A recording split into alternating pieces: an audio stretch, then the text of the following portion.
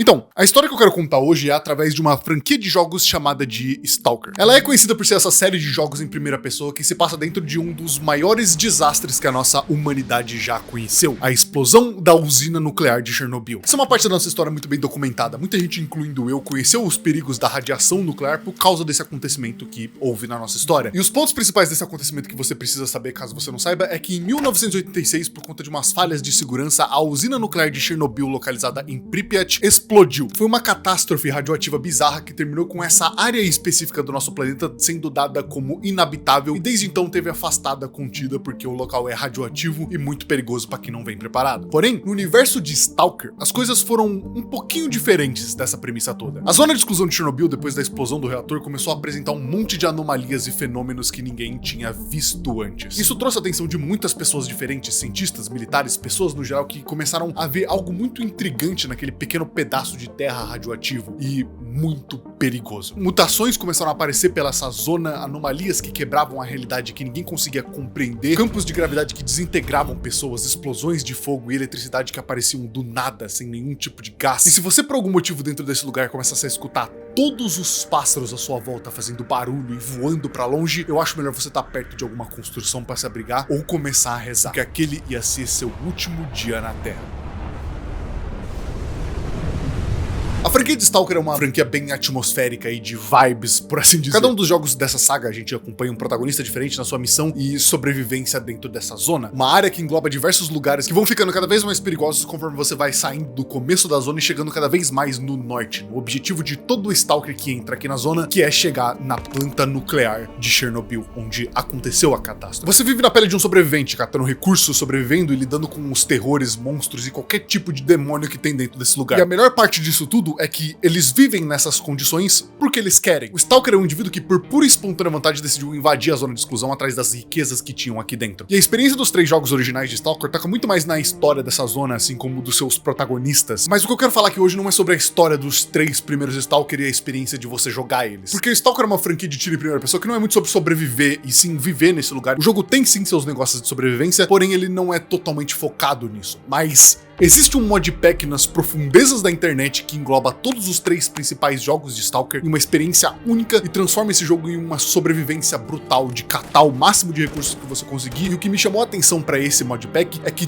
tudo aqui dentro se torna extremamente perigoso. A experiência de jogar esse modpack transforma todo um canto desse jogo numa espécie de filmezinho de terror, caso você não esteja preparado o suficiente para o que tem vindo. E esse vídeo não é um tutorial de como você instala esse mod, por mais que eu vou fazer isso. Talvez eu coloque na descrição, quem sabe. Mas sim um apanhado de uma experiência do que é jogar Stalker Gamma. Eu passei papo de 50 horas jogando um modpack de Stalker feito por fãs que visavam mudar completamente a experiência de você se jogar esse jogo. O que torna esse jogo atmosférico, de você sair metralhando o inimigo, tomando vodka e se tornando um mestre da zona, esse termo é muito engraçado em português, para um jogo de tiro tático, onde todo o recurso que você consegue tem que ser milimetricamente calculado e usado com sabedoria, porque se você não tomar cuidado, você vai morrer. Em um mundo ainda mais mortal que antes visto nos 3 jogos, com muito mais ameaças e muito mais coisa pra te dar aquele medo da morte e fazer seu tempo nos lugares seguros serem ainda mais aconchegantes. Stalker Gamma foi uma das minhas experiências preferidas em jogos de sobrevivência, e eu documentei tudo pra mostrar justamente como esse jogo foi de me apresentar um mundo que eu não tinha visto, a me mostrar como essa amálgama de modificações transformou esse jogo numa das experiências mais brutais em um jogo de sobrevivência que eu já tive. Então pega uma pipoca, fica confortável, se inscreve no canal e deixa seu like. O QR Code tá aparecendo aqui na tela para você escanear e se inscrever no canal. Se você tá pela TV, é só você usar o seu celular que você aparece direto no canal. E eu espero que você goste da jornada que eu vou te levar hoje. Obrigadão pelo apoio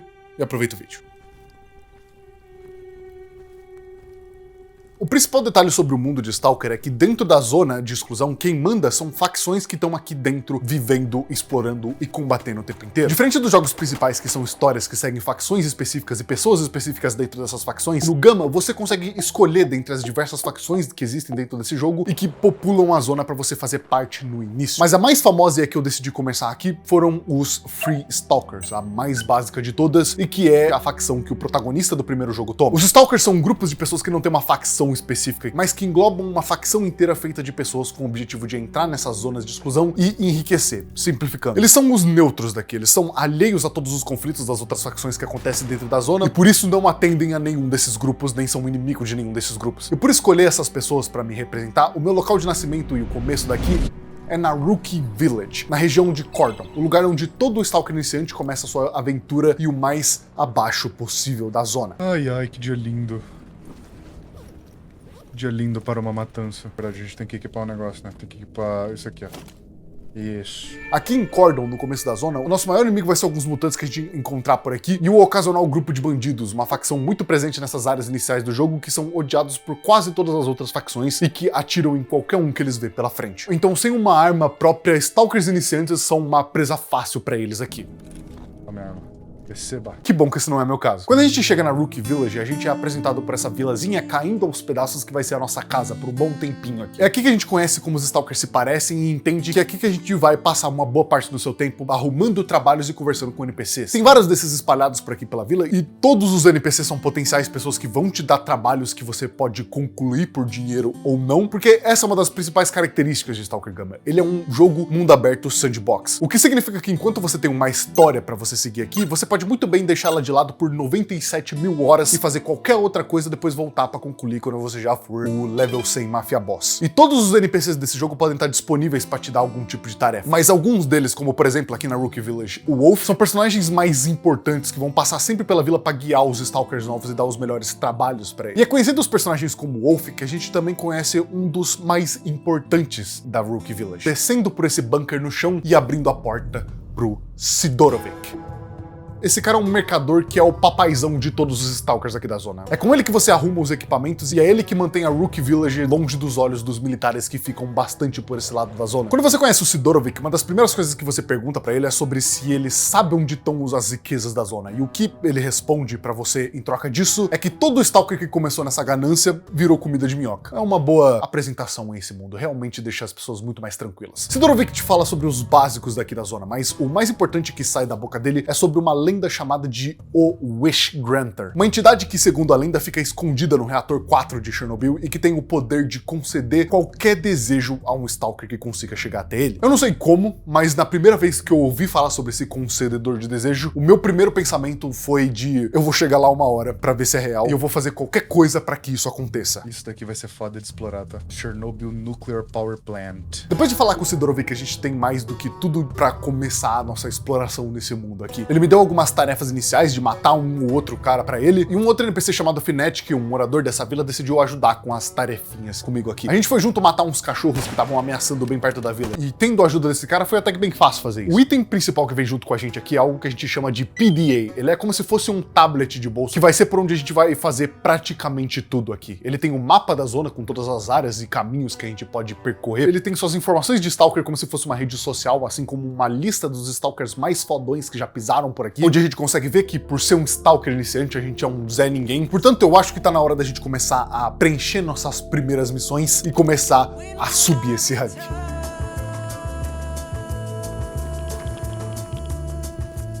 Tô escutando um tiroteio.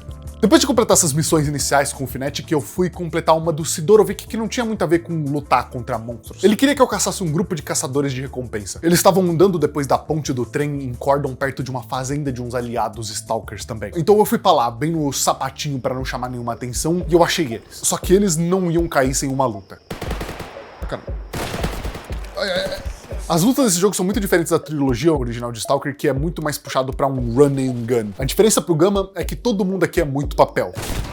Tem dois. Aqui existe um sistema de partes do seu corpo, onde se você tomar um tiro nessa parte do corpo, ela vai perdendo vida até que fica totalmente inutilizável. Tomar um tiro na tua perna vai te deixar lento, tomando dano toda vez que você anda ou por conta do tempo. Tomar um no braço vai fazer sua mira tremer e dificultar sua precisão. Fora que dependendo do calibre da arma do seu adversário, você no máximo consegue tomar 1 ou 2 tiros dele antes de você beijar o chão sem nenhum tipo de armadura. Se você tomar um na tua perna enquanto você tá tentando trocar de cover ou correr, meu amigo, tu vai morrer. Matei um, eu acho. Acho que eu matei outro. Matei outro. Esses são os primeiros bandidinhos que eu matei nesse jogo. O alvo era pra ser esse cara chamado de Pavluha, que eu executei porque ele tava reclamando no chão e tava me incomodando. Cala a boca aí, porra. E depois de terminar com o último amigo dele, eu consegui finalmente pegar o que tinha nos corpos deles, que não era muita coisa, mas pra quem não tinha nada, qualquer coisa era muito bom. Não mexe comigo. É assim que eu sou. Eu fiz essas missões mais pelo dinheiro do Sidorovic e tentar aumentar minha reputação com ele, já que aumentar a reputação com os vendedores e as facções é extremamente importante pra toda a sua progressão aqui. Quando a gente estiver andando por aí, a gente vai encontrar diversas peças, itens largados por aí e pelos corpos das pessoas que a gente vai matar. E nesse jogo, tudo que você encontra vai ser útil de alguma forma pra você em algum momento. Então é bom tu pegar tudo. Seja remover as peças de algumas armas pra usar em outras, ou pegar alguma que estão mais desgastadas pra conseguir um dinheiro fácil. Tudo nesse jogo dá pra ser usado ou pra craftar outro item pra você, ou ser usado pra quando você precisar, porque itens da zona custam muito e são muito escassos. Então você tem que ser inteligente e reaproveitar as dezenas de corpos que você larga no seu caminho. Depois de matar os bandidinhos, infelizmente eles acertaram um tiro demais em mim. Eu tava sem item pra curar a minha vida porque eu tinha usado antes pra me manter vivo no meio dessa batalha. Então a minha alternativa ali foi me rastejar de volta pra Rookie Village pra sentar ao lado dos meus amigos Stalkers e tentar recuperar um pouco da minha vida. Porque se você ficar em volta de uma enquanto ela tá ligada, você lentamente recupera um pouco de vida, que já é melhor do que qualquer coisa. E sentado nessa fogueira esperando as coisas melhorarem, é onde você vai sacar uma das vibes mais legais do porquê eu gostei tanto desse jogo. Stalker já é uma franquia de jogos que é considerada muito atmosféricas. Os 3 primeiros jogos têm uma estética e atmosfera inigualável até hoje. As vibes, os lugares, as estéticas destruídas desse leste europeu ucraniano, com esses caras em volta da fogueira, é algo que passa um conforto estranho. É uma sensação meio melancólica de apocalipse, ao mesmo tempo que é só dentro da zona que é assim. O mundo lá fora é totalmente normal. Tem um cigarro. É a zona, porra. Toma. Voltar depois dessas missões onde você mal conseguiu sair vivo e sentar ao lado de todo mundo ali, junto com NPCs que você nunca viu e não sabe se vai ver amanhã quando eles inevitavelmente forem embora, é estranhamente reconfortante e melancólico ao mesmo tempo. Te imerge muito no agora daquele momento que você tá vivendo ali enquanto você tá imerso nesse jogo. Principalmente quando um desses NPCs ocasionalmente puxa um violão e começa a tocar uma música. Todo esse momento fica muito orgânico pra você. Sendo um Stalker, a gente não vai ficar nessa vila pra sempre. Uma hora a gente vai precisar deixar esse lugar pra trás pra procurar mais riquezas no fundo da zona. Assim como alguns desses caras também vão fazer isso agora, amanhã ou depois de amanhã. E tudo isso nesse jogo dá esse sentimento muito transitório. Nunca é uma casa de verdade, só por um tempo específico até você encontrar um lugar melhor ou precisar se mudar. Mas enquanto a gente tem um lugar pra dormir, uma fogueira pra sentar e uma música pra ouvir com alguns camaradas que são amigáveis e que a gente não sabe se vai viver amanhã, já é muito melhor do que nada.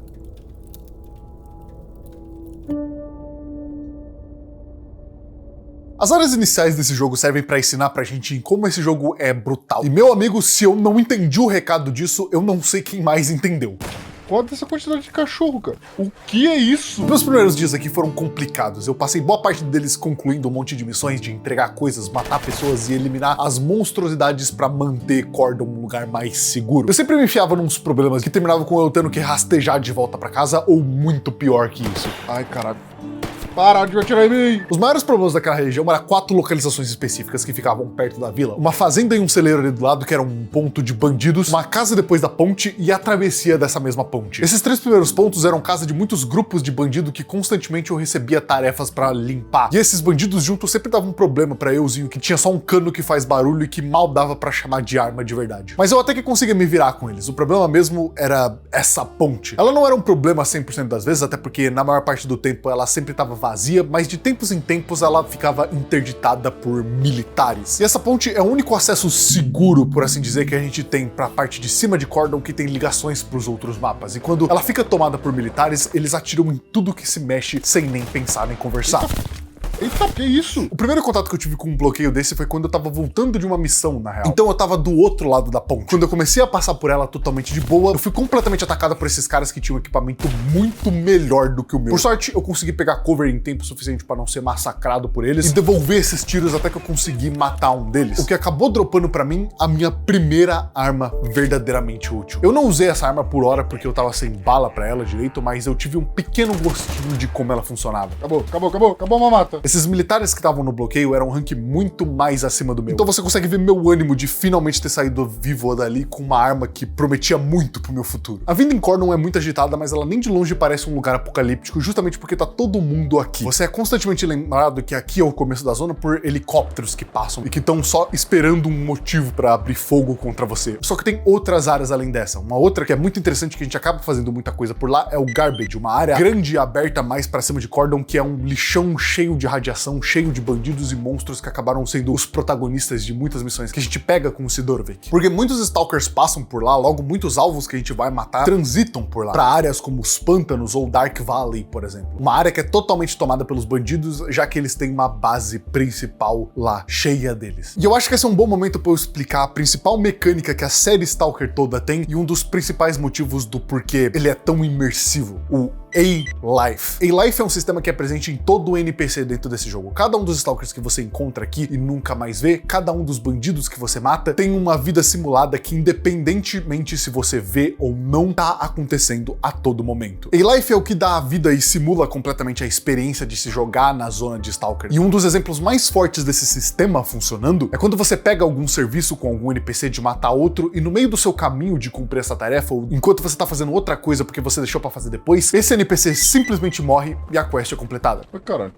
Completou a missão. Isso acontece porque esse NPC provavelmente trombou com algum mutante ou facção rival no meio dessa simulação de vida que acontece enquanto o jogo tá rolando, e a batalha deles foi simulada de uma forma onde ele morreu, contando então pra nossa missão e concluindo ela porque o alvo morreu de verdade. Tudo isso em tempo real e sem acontecer na sua tela. Esse tipo de coisa adiciona uma camada a mais na hora de você imergir dentro desse jogo, porque cria uns momentos muito tensos como eu ter sido emboscado por aqueles militares. Isso tudo faz parte do sistema de A-Life, porque existe esses militares que fazem ronda pelo mapa e eles têm um trajeto de onde é a base deles até onde é o ponto que eles vão guardar. E o fato de eu estar fazendo missões em outros mapas e ter, coincidentemente, chegado naquele ponto no mesmo momento que eles chegaram, não é uma coisa scriptada. Foi totalmente por acaso, porque eles estavam pra fazer aquele momento, eu só tava lá na hora errada. Você pode acabar trombando com inimigos no meio do teu caminho até uma missão, porque os NPCs realmente passam de um mapa pra outro como se fossem jogadores mesmos. Eles transitam, e se você demora demais pra pegar o teu alvo, você pode acabar perdendo a oportunidade de pegar ele sozinho no meio do mato e acabar tendo que matar ele enquanto ele estiver na base dos inimigos junto com os companheiros dele, o que vai dificultar ainda mais essa missão. A experiência de Stalker, e principalmente do Gamma, são muito imersivas, porque você sente como se esses outros Stalkers também tivessem vida, tá ligado? Sempre quando é anunciado que algum Stalker morreu, você recebe mensagens de outros comentando no PDA sobre a morte dele, e cada um deles tem um nome que é único deles, então se você tem esse NPC que se chama alguma coisa e ele morre, você nunca mais vai ver ele no jogo. E com algumas raras exceções, não tem um NPC sequer nesse jogo que é protegido. Se você pega uma quest de salvar um cara e mata ele, a quest falha e o mundo continua como se ele não importasse, porque ele realmente não importa. Esse tipo de coisa aumenta muito a imersão e a atmosfera desse lugar. O sentimento que a gente tem nessa área inicial é que aqui tem um monte de gente que é descartável achando que ela é importante, matando uns aos outros ao troco de pegar um território que não é nem 10% das partes mais importantes e perigosas da zona. Depois de um tempo fazendo missões aqui, eu comecei a prestar atenção em cada mutante, pegar os melhores spots pra matar cada um dos bandidos que apareciam nos lugares, e por mais que você consiga se acostumar com os perigos da zona aqui, tem uma experiência específica que você nunca vai estar preparado pra quando ela acontece com você. Uma hora ou outra jogando esse jogo, você vai presenciar os seguintes eventos. Os pássaros em volta de você vão começar a voar. Fudeu.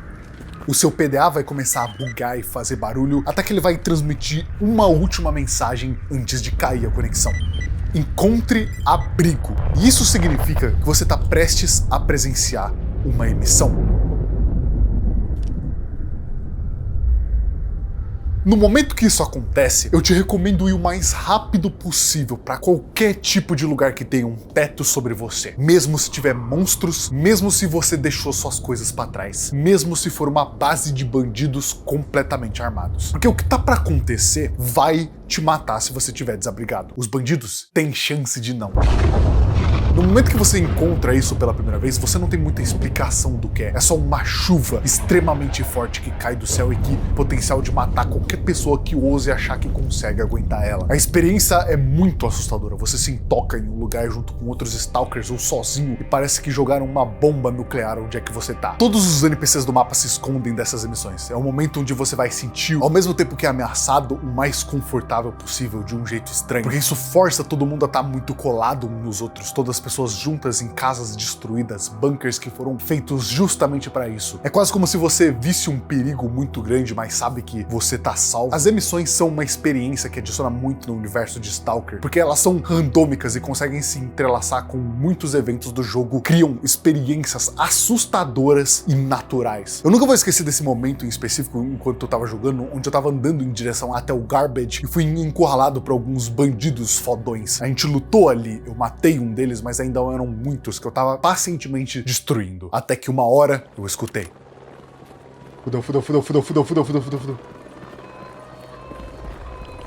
Fudeu. A única casa que tinha perto de mim era a própria casa que esses bandidos também começaram a correr assim que eles perceberam que tava pra acontecer ali. Então eu tinha uma única escolha ali pra sair vivo. Eu ia lá também, ou eu ficava e morria. Eu corri pra aquele lugar como se aquele fosse o meu grupo de amigos de longa data. E quando eu entrei lá, isso me forçou a fazer um combate dentro de uma casa pequeniníssima pelo meu direito de sobreviver a esse encontro e essa tempestade. E quando tudo isso terminou, tudo que sobrou ali foi aproveitar o que restava da tempestade, sabendo que mais aquele dia eu sobrevivi. Nem acredito que eu consegui sair vivo disso, velho. É quando todos esses eventos se encaixam que você começa a sentir a mágica desse jogo. É esse bando de bandidos que casualmente estava com seus destinos entrelaçados a mim e junto a essa tempestade que veio pra formar esses eventos totalmente orgânicos, onde só olhar o resultado de tudo isso é muito atmosférico e interessante por si só. Só que agora tu deve estar se perguntando, tá, e o que acontece se você ficar na chuva? Você vira uma dessas coisas. Às vezes, enquanto você tá fazendo suas missões por aqui, você é dado a missão de eliminar algum mutante que tá incomodando stalkers em algumas áreas. A maioria deles são, sei lá, javalis mutantes, outros são mais perigosos, mas um específico desses que eu fiz eu fiquei meio chocado quando eu cheguei lá, porque eram pessoas falando alguma espécie de murmúrio e vagando sem rumo por essa zona. As missões te matam por dentro, e não é que eles morreram, mas sim que eles foram transformados nesses zumbis que mal pensam direito. Eles ainda retêm alguns traços da sua vida, de quem eles eram e de algumas funções que eles têm. Eles conseguem atirar, por exemplo, eles falam algumas coisas bem baixinhos que é difícil de entender, porque tá aí geralmente em russo ou ucraniano, mas quando você consegue, é muito triste.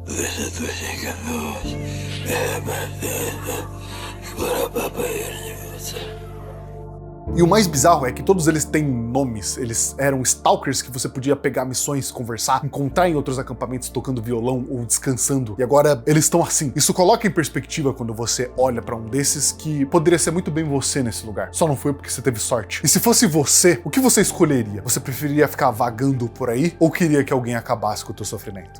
Foi mal, amigo.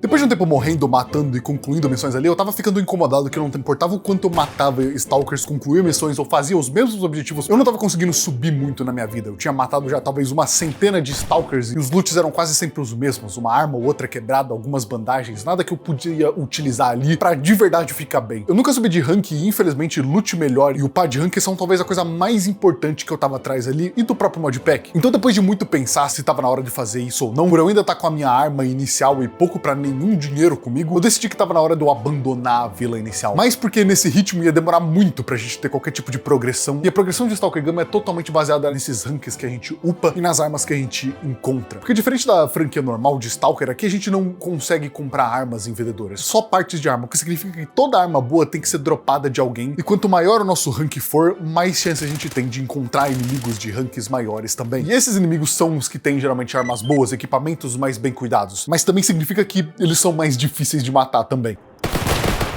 Que isso? A grande parada sobre Stalker Gama é que a experiência dele é totalmente modificável. Eu que fiz a modificação de que Stalkers de ranks melhorados têm armas melhores e mais bem cuidadas, porque isso faz mais sentido na minha visão, pelo menos. Mas você pode muito bem modificar isso como você quiser. Tem uma aba inteira disso dentro do jogo e tem, na verdade, diversas abas para todo tipo de modificação que você quiser mexer dentro do jogo. De qualquer modo, eu vinha guardando todos esses itens que eu pegava em um baúzinho aqui na Rookie Village, e depois de arrumar o que eu queria levar dali, eu decidi onde eu queria me estabelecer de novo. E o lugar que eu queria ficar é em Rostock.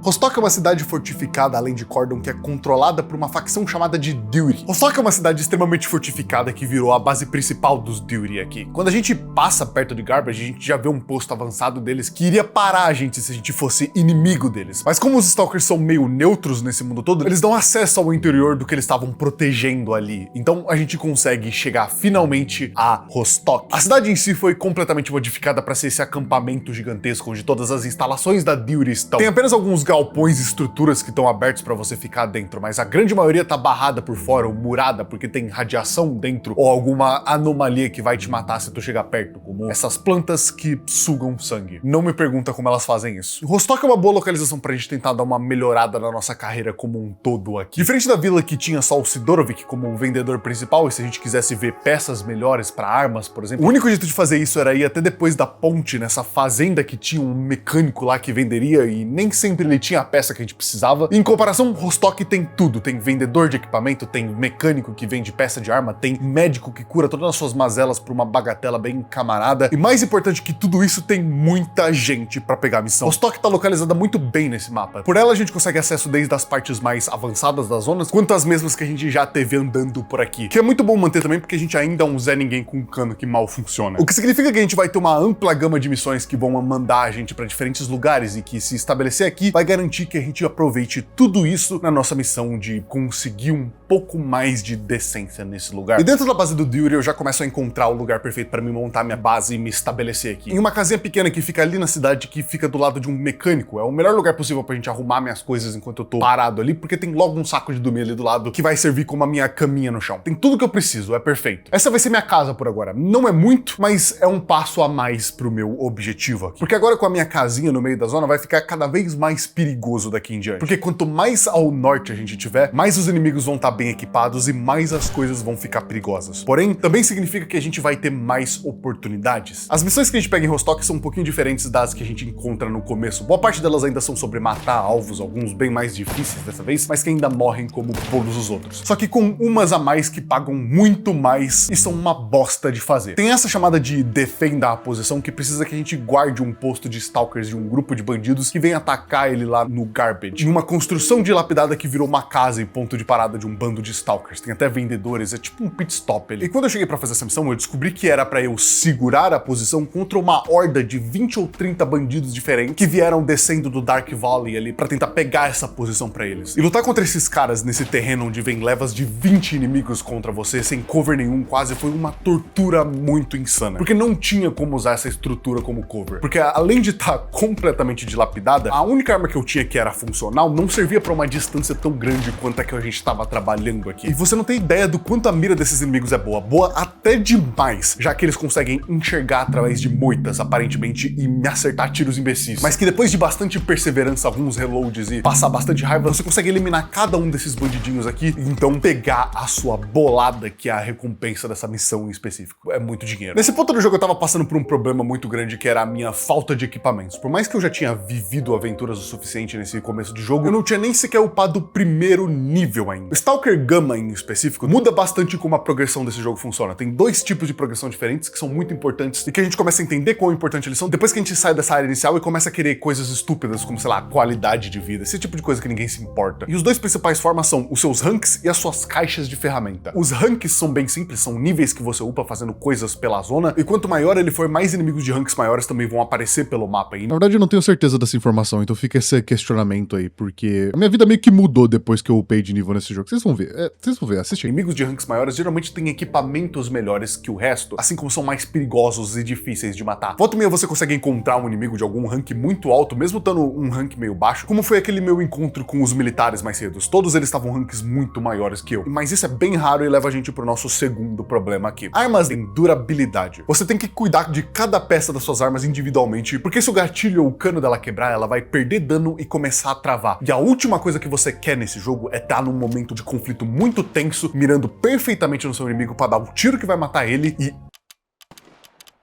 a arma trava. E pra você cuidar decentemente das suas armas, você precisa desses kits de reparo e limpeza que você encontra em mecânicos ou dos próprios inimigos dropados no chão depois de mortos. Mas se você pegar uma arma num estado muito deplorável, como é muito fácil de você pegar, principalmente no começo do jogo, pra trocar a peça dessa arma, você precisa de uma caixa de reparos, que corresponde ao tier dessa arma. Esse tier vai de A a D. Se você pega uma arma de rank D, você precisa de uma caixa de reparos rank D. E pra fazer uma caixa de reparos rank D, meu amigo, é onde entra o sistema que trava a sua progressão aqui, que é exatamente essas caixas aqui. Elas são chamadas de toolboxes, são caixas que são necessárias para você conseguir craftar itens dentro desse jogo e que vão desde a caixa básica até a avançada, que você encontra espalhado por todo lugar nessa zona em diferentes momentos. Bem no começo do jogo eu consegui colocar as mãos no kit básico de ferramentas, que é uma vitória por si só. Eu dei muita sorte de, ao terminar uma quest, eu consegui a localização de um stash que tava ali dentro, que ao olhar tava lá dentro. Por favor, não tem bom, por favor, não tem bom.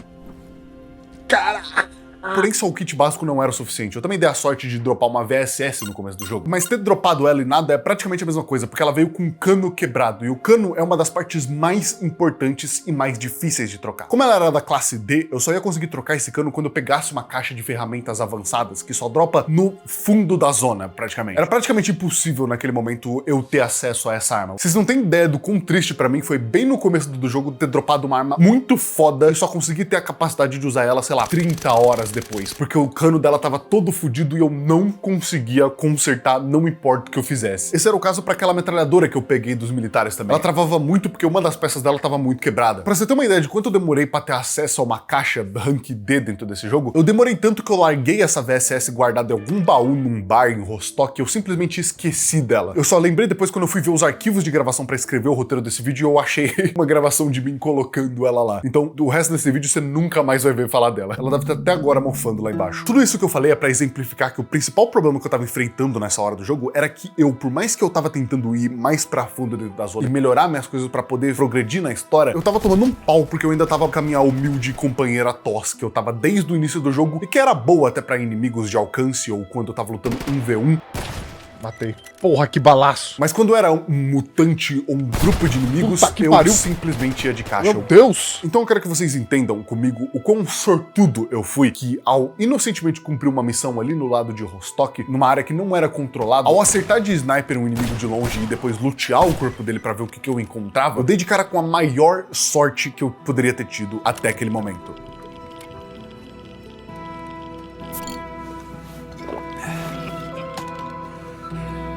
A radiação é uma bosta, cara. Vai se fuder. Mas eu tenho muita coisa aqui.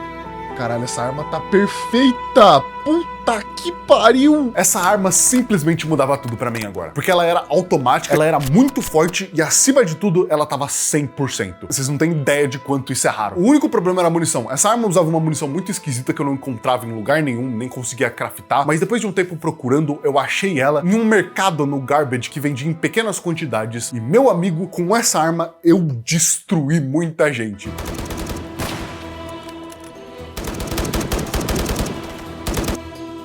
Era muito bom ter o poder de uma arma pra ter combate à distância e outra pra perto, porque agora toda vez que algum bandidinho vinha me rushar quando eu tava com pouca vida, eu simplesmente descarregava nele e resolvia o problema. Eu ainda continuava muito papel, mas ter uma arma de confiança dessa era um jeito muito mais fácil de sobreviver nessa zona toda e conseguir completar as missões a mais pra conseguir um dinheiro justamente pra juntar e melhorar essa minha situação de barril que eu me encontrava. Depois que eu peguei ela, eu fui fazer missões em lugares da zona que eu ainda não tinha visitado, como Truck Cemetery, que é essa área abertaça que geralmente tem muito mutante, mas que você consegue ver esse cemitério não só de caminhões, como de vários outros veículos que foram usados no desastre de Chernobyl e que depois de contaminados foram abandonados aqui pra enferrujar. Esse é um dos lugares do jogo que realmente é real na vida real. Nenhum deles é usável, infelizmente, mas você consegue ver do momento que você entra aqui a quantidade de veículos que foram destruídos após a explosão do reator. Então eles ficam aqui nessa área aberta que é povoada por mutantes e stalkers. Depois de um tempo acostumando com a arma nova, eu me senti preparado pra fazer coisas mais importantes que só sair saqueando por aí. E uma dessas coisas importantes era investigar esse lugar.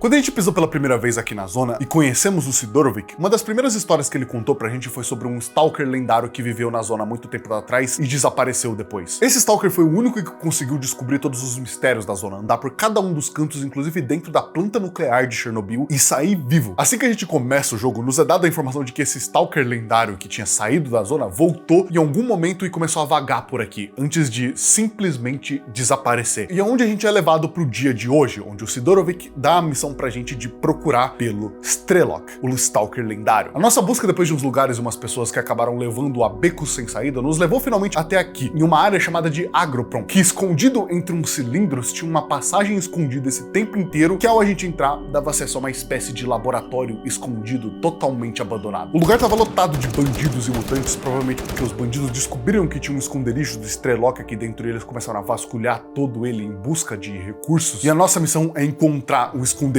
dele aqui dentro. Entrando aqui dentro a gente passa por muito perrengue, porque quando começa essas situações de combate em lugares fechados, esse jogo fica muito mais tático e lidar com esses bandidos ao mesmo tempo que as anomalias, que é um problema ainda maior, principalmente quando você não sabe o que te aguarda lá no fundo. Que pariu, que legal. Metralhei, foda-se. Mas lentamente, com alguns tropeços e muita calma, eu fui limpando cada uma das salas daquele lugar e eliminando esses bandidos até eu chegar por partes mais baixas daquela instalação. Ela parecia alguma parte de laboratório que desabou e tinha ficado desconectado de um laboratório maior. Tinha partes mais abertas para carga, esses corredores estreitos iluminados por radiação que a gente não podia pisar, senão a gente ia tomar dano de radiação. E depois de limpar o lugar todo dos mutantes bandidos e escondido bem discretamente em uma passagem de duto de ventilação, tava uma escada que, ao passar, a gente dava direto pro esconderijo do Strelok.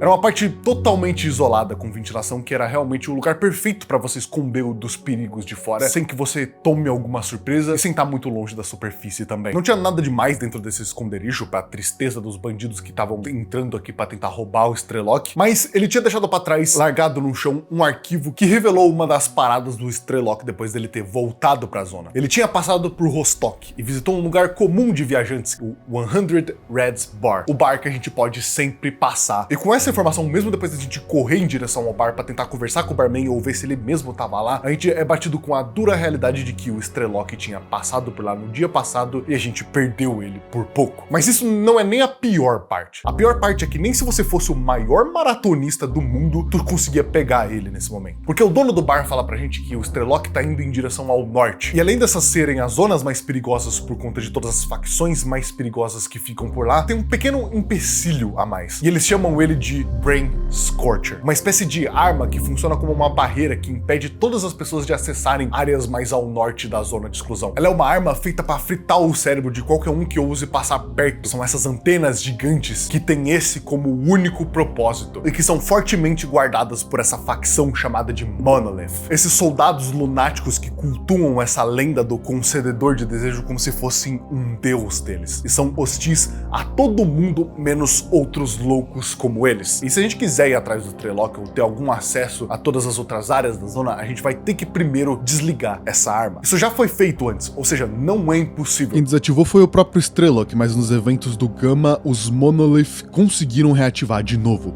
Mas não é impossível de desativar. A gente só vai precisar se preparar, e se preparar muito para desligar essa coisa.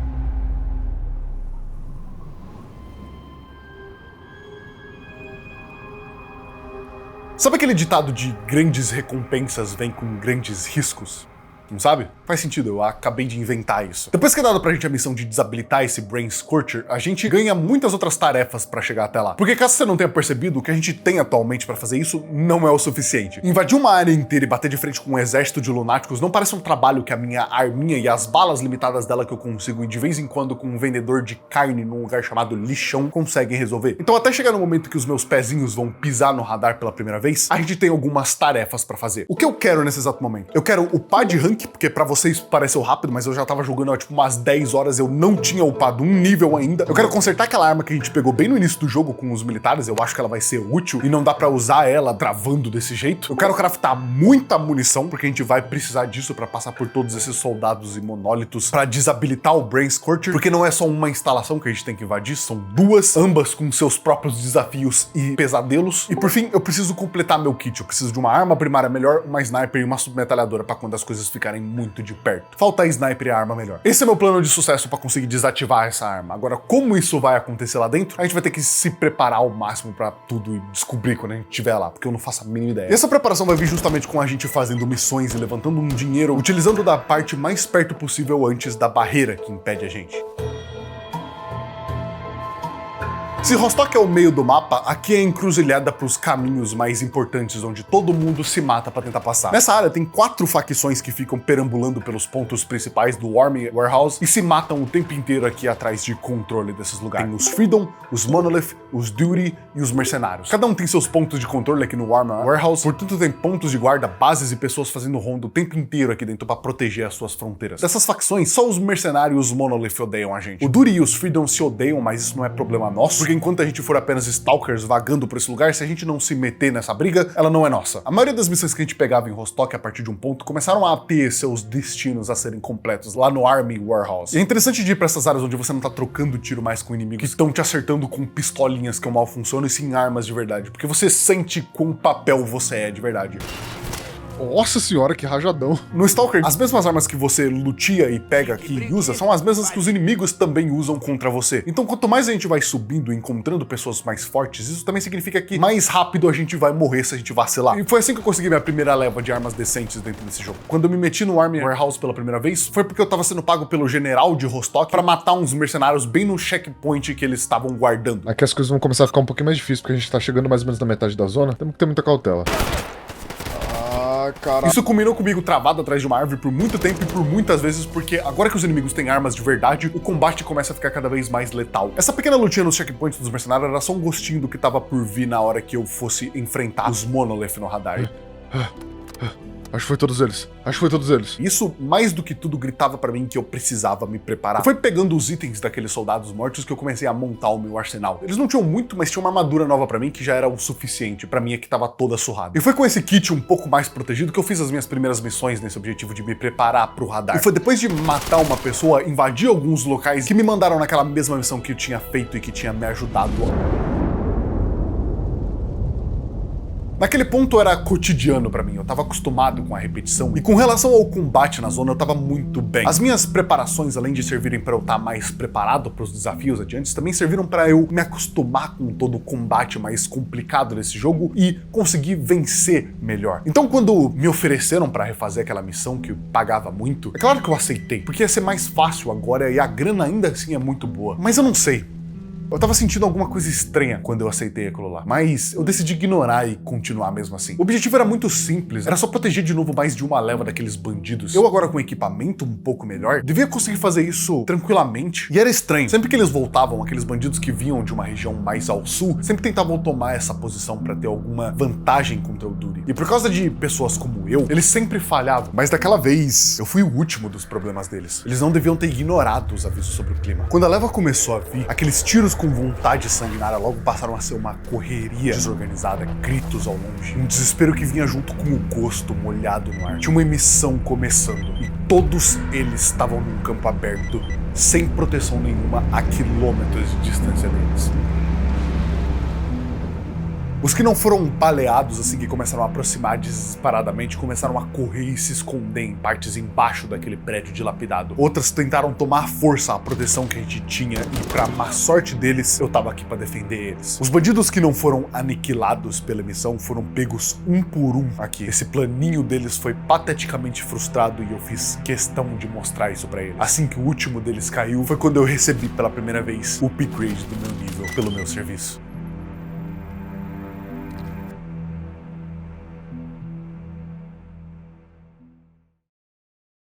A parada que eu acho interessante sobre esse jogo é que quanto mais você consegue pequenos upgrades que servem como um salto na sua trajetória, você vai atrás de mais e mais, porque fica viciante. Porque até o momento onde você consegue aqui a sua primeira arma, você já passou tempo suficiente sofrendo pra inimigos pequenos, então de uma hora pra outra você não é mais quem sofre, você consegue lutar de pau a pau com esses caras, que são até mais fortes que você, e isso realmente mexe contigo. Quando eu comecei a ter acesso a essas missões mais pro meio do mapa, eu fiquei em um looping gigante de fazer elas e catar o máximo de recursos possíveis. Eu desmontei todo tipo de arma, subi minhas contagens de stalkers mortos pra centenas. Isso veio com umas noções sobre esse mundo em minha volta. O território do lado da base dos Duty é constantemente invadido pelos mercenários que tomam aquele lugar e que eu constantemente recebia missões pra limpar. E foi neles que eu peguei uma boa parte de upgrades de equipamento, porque os mercenários volta e meia estavam usando umas armas muito boas pra mim. E foi também no meio dessas missões onde eu talvez dei a minha maior sorte no jogo até então, que foi ao pegar uma dessas missões sobre vasculhar stashes escondidos pra essas pessoas, e um desses stashes mais raros que podem spawnar, eu peguei aquela sniper que eu tinha falado, uma caixa de ferramentas avançada e uma arma nova, que tava toda quebrada, menos a única parte que eu não conseguiria trocar. E por conta que essa arma nova que eu tinha pego tem uma disponibilidade muito maior de munição do que a que eu tava usando antes, eu acho que ela ia ser perfeita para o que eu tava pra fazer aqui. Porque para desabilitar o Brain Scorcher, a gente precisa primeiro dar um pulinho aqui. Yantar é uma região da zona que tem um laboratório gigantesco na subida da colina ali, mas também é a casa de uma pessoa muito importante. Lá a gente conhece o Professor Sakharov, uma pessoa que é mais ou menos o chefe dos ecologistas ali, uma facção de cientistas que é meio neutra pra todo mundo e que ajuda a gente na nossa missão aqui, porque falando com ele a gente descobre que ele consegue fazer um equipamento pra gente conseguir entrar tanto nesse lugar e no Brain Scorcher que fica no radar. A gente precisa desse equipamento porque se a gente entrar lá sem nada, a gente vai simplesmente enlouquecer e morrer. E se a gente quisesse derrubar a barreira, a gente tinha primeiro primeiro que entrar lá dentro e desativar a máquina de milagres. E indo até esse laboratório, eu acho que ele é o maior exemplo do que o despreparo pode causar dentro desse jogo, porque ao entrar lá, eu não tinha ideia do quanto que eu ia lutar. Esses laboratórios são sempre lugares mais desconfortáveis de você se lutar por conta do espaço fechado, os corredores estreitos e principalmente a falta de luz. Isso combinado com todo esse ambiente que eles colocavam pra gente aqui, criava esse ambiente bizarro que parecia vindo direto de um jogo de terror. E tá vendo essa luz que fica piscando na minha tela nessas gravações? Isso foi o maior diabo dessa parte, porque esse lugar tá lotado de inimigos pra tudo quanto é lado. Fora isso, tu ficas invadido por fantasmas que vêm quando a sua psique tá meio fodida por conta desse ambiente, e tudo isso serve pra te colocar num estado de alerta, totalmente alucinado e sem o controle total da situação, porque essa luz fica piscando e você não consegue ver o inimigo direito. Não consigo ver nada, mano. Não consigo ver nada, mano. Meu Deus, cara, meu Deus, vai tomar no... Eu nunca vou esquecer desse maldito desse bicho que aparece lá pro fundo e que tinha uma vida do diabo, mas se você não mantesse distância dele e ele te pegasse, ele comia o teu cérebro e foda-se, é insta-kill, dá load no save, seu merda. Eu morri muito pra esse cara, caso você não tenha percebido. Depois de lutar até passar por todos esses demônios que estavam no meu caminho, eu finalmente cheguei em uma parte mais aberta do laboratório que mostrava a máquina de milagres, finalmente. Essa máquina de múltiplos andares que representava o passo 1 da nossa travessia pro outro lado da zona. Pra gente desligar isso, a gente tinha que passar por uns grupos de monstros como esses bichos chamados de Snorkels, que são pessoas mutantes que andam de 4 e usam essas máscaras de gás, e outros chamados de Burriers, mutantes com habilidades psíquicas que conseguem criar uma barreira que você não consegue atirar diretamente deles, então você tem que pegar pelas costas. Cada um dos andares dessa máquina tem uma alavanca que a gente precisa desligar, e depois disso, na torre de controle, a última alavanca vai desligar o concededor de desejos. Não tenho medo, não.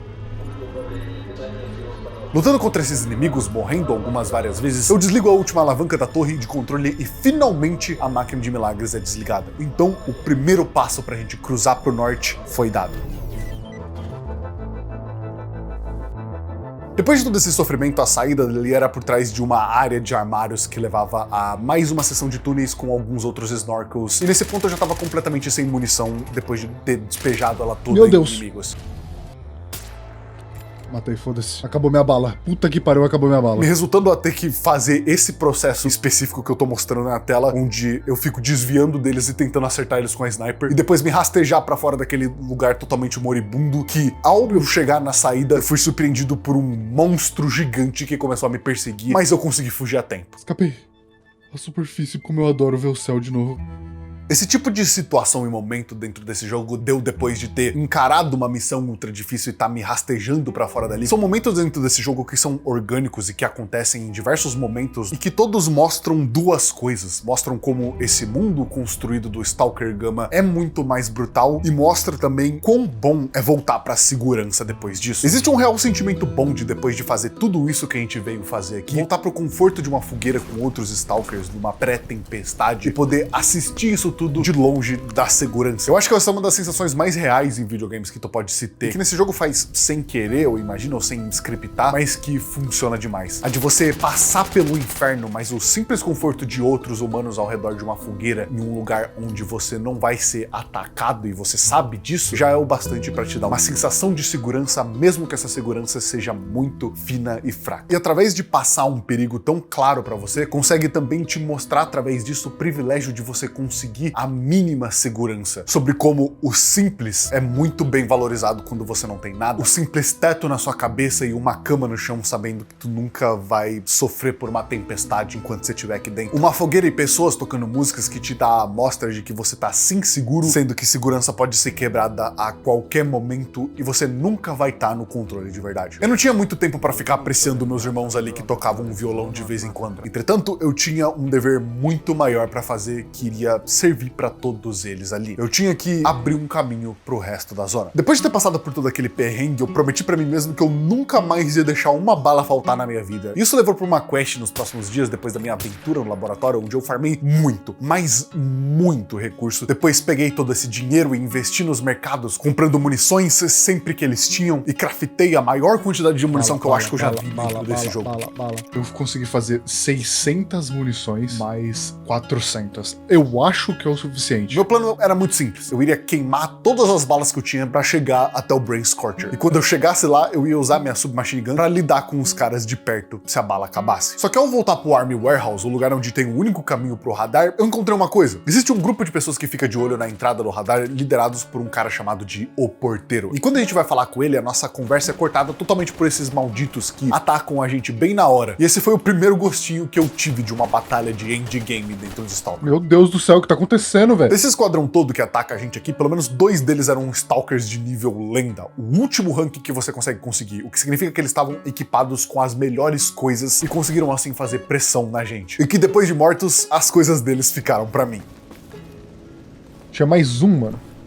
Puta! Uma parada legal é que esses caras, por terem esse nível tão alto, muito provavelmente estavam no topo da lista dos Stalkers. Então, quando a gente matou ele, a gente realmente mata ele. O nome dele nunca mais vai voltar pra lá. E isso, querendo ou não, é o que dá um peso um pouco maior pra cada Stalker que a gente mata dentro desse jogo. Ele é um NPC único, com um nome único e um número na lista único que saiu dali e nunca mais vai aparecer. E quer saber de uma coisa? Vai muito mais gente cair daqui pra frente. Porque a gente vai matar muito mais agora. O radar é essa área totalmente guardada por seguidores do culto do Monolith. Assim que eu entrei nessa área, eu eliminei alguns dos seguidores do Monolith. Como tava caindo a noite já, eu decidi acampar em um lugar seguro que eu encontrei no caminho até o radar. Mas a brincadeira séria de verdade começa quando a gente chega aqui, na entrada do Brain Scorcher. Eu vou te explicar da forma mais limpa possível que você tem que fazer aqui. Quando você entra no Brain Scorcher, começa a rolar um timer na sua tela de 10 minutos. Esse é o tempo que você tem pra passar por esse mapa inteiro, chegar no centro dele e apertar um botão pra desligar a arma. Se você não conseguir, ele frita teu cérebro. O negócio é que esse lugar tá infestado de monólitos. Cada um em um canto, cada um com uma arma, esperando você passar pela porta pra te matar. É uma experiência desesperadora, porque você tem tão pouco tempo e você não sabe como é lá dentro, não sabe onde tá esse botão e não sabe como você vai chegar lá. Então quando você começa, você entra olhando cada canto com cautela, porém você também não tem que ter tanta cautela porque você não tem tempo pra ter cautela. Essa parte do jogo é meio impossível de fazer você ficar salvando o seu jogo, principalmente se você é como eu e não é tão bom no jogo, você vai acabar morrendo. Dentro dessa parte do jogo, você precisa ser rápido e letal. Muitos desses inimigos vão te pegar em uns tiros que vai doer pra caramba. Eu tô muito morto. E esses tiros vão te parar, vão te forçar a ficar uns 10, 20 segundos curando tuas feridas e se costurando, e que são menos 10, 20 segundos que você tem de vida aqui. E eu vou te falar, esses caras aqui dentro são tão letais quanto os lá de fora. Eles não te perdoam nem quando você tá com uma corda no teu pescoço que vai puxar em 10 minutos. Esse labirinto não parecia ter fim. Sempre que parecia que ia acabar, uma sala nova aparecia com mais um inimigo mocado em um canto que eu não tinha visto, e a lanterna piscando também não tava ajudando. Tudo aqui dentro é feito pra te passar o maior estresse possível, pra te tirar do campo racional e te botar no puro instinto de sobrevivência. E uma hora entrando cada vez mais e mais fundo nesse lugar, eliminando uma dezena de inimigos diferentes, eu encontro uma sala meio aberta e eu finalmente acho. Era só uma alavanca em uma sala, sem a maior cerimônia. Consegui. Consegui. Consegui. Mas aquela alavanca impedia todos os Stalkers de ir mais ao norte e acessar o fundo da zona. E agora, o que eu tinha acabado de fazer aqui é aberto esse caminho de uma vez por todas, para todos eles.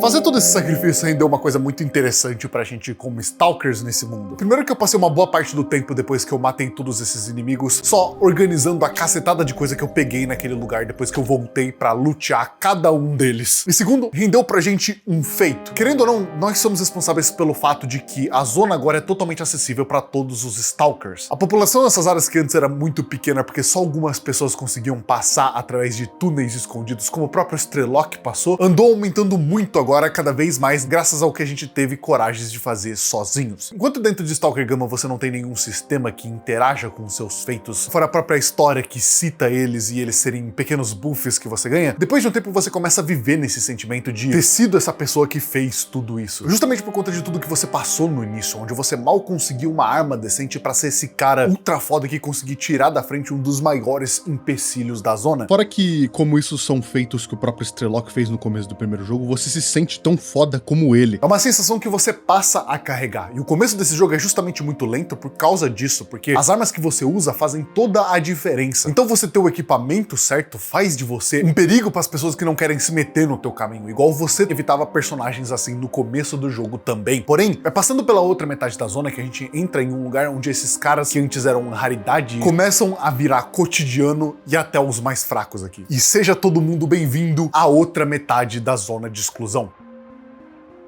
A nova metade da zona começa na Red Forest, uma floresta vermelha, que é essa floresta gigantesca que tem uma única via e é a que a gente passa e dá acesso a duas outras áreas pra gente, além de que é onde a gente é introduzido a uma das facções também muito fortes aqui, os Sin. Esses caras são uma facção de pirados da cabeça, igual os Monolith, que ao invés de serem centrados no reator nuclear, são focados na zona como um todo. Eles são uma espécie de culto, pessoas que foram zumbificadas e agora religiosamente seguem os mantras desse culto. Então, espalhadas pra todo lado aqui na floresta, assim como a cidade central que eles vivem aqui, Limansk, que fica do outro lado dessa ponte, que sempre que a gente passa por aqui, tem um desses de guarda. Nossa, caiu com um tiro. A Floresta Vermelha é um lugar que também é lotado de mutantes. Eu acho que uma das experiências mais satânicas aqui desse jogo é passar por essa floresta quando você precisa caçar algum stash escondido por causa de uma missão. Porque além de ficar preocupado se no meio do mato alguma coisa vai pular na tua garganta, você também tem que se preocupar com as anomalias que são muitas das vezes invisíveis e estão por toda parte aqui nessa floresta. Porém, a parte mais legal é uma que vem depois da Floresta Vermelha. Depois de encontrar uma estação de trem com um velho que mora sozinho naquela torre e vende umas coisinhas. E segundo o caminho depois que a gente chega nessa área aberta com esse velho, chega em Júpiter. Júpiter é um dos maiores mapas de Stalker Gama inteiro. Ele é essa área aberta e relativamente plana que tem umas instalações muito separadas uma das outras. Então cria esses caminhos totalmente planos que a gente pode andar por aqui. Esse mapa tem um destaque de ter uma fábrica imensa no canto dela, a Jupiter Factory. Outra das construções e lugares dentro desse jogo que são baseados no mundo real. Assim como até mesmo a Floresta Vermelha, também é uma coisa que existe dentro da zona de exclusão de Chernobyl no nosso mundo real. Quando a gente chega pela primeira vez nesse lugar, somos largados bem na ponta desse mapa, e porque ele é muito grande, ele é um dos únicos mapas desse jogo que você tem a possibilidade de andar com um carro dentro dele. Quer dizer, se você souber como é que faz pra isso funcionar, porque eu fiquei 20 minutos tentando fazer esse bagulho ligar e eu não consegui. E saindo andando então depois dali, a gente consegue andar por essa terra deserta, passar por alguns campos de bandido e mercenários que são bem presentes por essas regiões, e por mais que ainda sejam bandidos, esses bandidos em específico são muito melhor armados do que os outros. Alguns deles já têm um equipamento totalmente diferenciado, chamado de exoesqueleto. É bem diferente daqueles bandidinhos que a gente encontrava naqueles lugares abandonados e que mal sequer tinha uma arma pra lutar de volta. Aqui eles têm bases completas pra pegar viajantes quando tentam trafegar por essas áreas, rondas de patrulha, é tudo muito mais perigoso desse lado da zona do que do resto. Mas pra lá desse checkpoint de bandidos e mercenários, tem um lugar que me chamou muita atenção. Uma estação abandonada que ficava um pouco mais pro fundo de Júpiter, a Estação Yanov, que diferente de todo o resto de Júpiter, é uma safe zone lotada de stalkers amigáveis. Que pariu, corre. Cara, acredito que consegui chegar a tempo, cara. Se desse uma missão no meio do bagulho ali, eu tava fudido. A estação de Yanov tem de tudo que você precisa pra sobreviver aqui. Tem mecânicos, vendedores, cozinheiros, aliados e pessoas pra pegar missões. Fora toda essa estrutura que é perfeita pra você se esconder de tempestades e tudo mais. Tudo indicava que aqui era o meu próximo ponto de parada. Porque além dessa ser a área onde tem inimigos do meu nível atualmente, eu encontrei um lugarzinho muito especial. Depois de um tempo fazendo missões pro pessoal de Rostock e região ali, além de ficar um pouco repetitivo pra mim, as coisas estavam ficando muito fáceis e as recompensas não estavam valendo o tempo que eu tava perdendo nisso. E assim, o meu plano desde o começo nunca era ficar por Rostock mesmo, era só um pit stop que eu precisava fazer porque eu precisava melhorar meus equipamentos. E agora com o fim da barreira, todos os stalkers mais bem equipados estão todos pra lá da barreira. Então em um momento eu tive que tomar uma decisão. E foi pensando nisso enquanto eu saía pela Yanov Station que eu achei essa torre, que ficava bem do lado dela e tava imponente ali. Isolada das pessoas, mas ainda perto de um lugar seguro. E quando eu subi as escadas aqui, curioso pra ver o que tinha, foi quando eu me dei conta. Caralho, que da hora, mano. Dá pra transformar facinho numa base. Aquela ia ser a minha base nova. Tem uma coisa muito especial nesse jogo sobre você fazer uma base. Um lugar seguro, construído milimetricamente com seus gostos, especificamente para guardar suas coisas e com segurança acima de tudo. Eu acho que é porque segurança no geral no mundo é bem escassa. E você, por mais que sabe que tá seguro quando você tá rodeado de outras pessoas amigáveis, sabe que tem uns perigos nesse mundo que são muito além do que balas conseguem resolver. Mas você encontrar um lugar totalmente vazio e ter a visão do que ele pode ser, fazer uns baús para guardar suas armas e coisas que você pegou durante a sua viagem, quando você menos espera, você constrói uma estaçãozinha portátil de crafting e daí já tem um cômodo inteiro para guardar suas coisas, depois decora o resto da casa para deixar o mais a sua cara possível, além de pela primeira vez nesse jogo todo confortável, conforto de verdade. Cada vez mais com itenzinho colocado que a gente geralmente não pensa, uma geladeira, uma televisão, um sofá, aquele lugar vai se transformando em algo totalmente afastado dessa zona de combate pós-apocalíptica concentrada que é a vida na zona e passa a ser a nossa casa no meio desse caos, o olho do furacão, a primeira vez que a gente pode entrar e ter paz. E essa é a magia de fazer bases em Stalker Gama. Depois de alguns probleminhas com mudança, com todos os itens e um bate-cabeça pra escolher qual é o melhor carpete pro meu chão, eu finalmente tinha ali a primeira casinha de verdade, só minha, dentro da minha jornada aqui. Ela tinha um tapetinho lindo, um sofá aconchegante, um posicionamento incrível pra gente conseguir tanto andar pro resto da zona, como acessar as partes que a gente já foi, caso a gente precise resolver mais alguma coisa. Esse era o nosso esconderijo, o lugar que ia ser o nosso santuário aqui pra gente se esconder depois dos nossos afazeres na zona. O lugar que eu ia poder finalmente colocar as armas de lado e sentar pra assistir uma TV, descansar. Ou era o que era pra ser.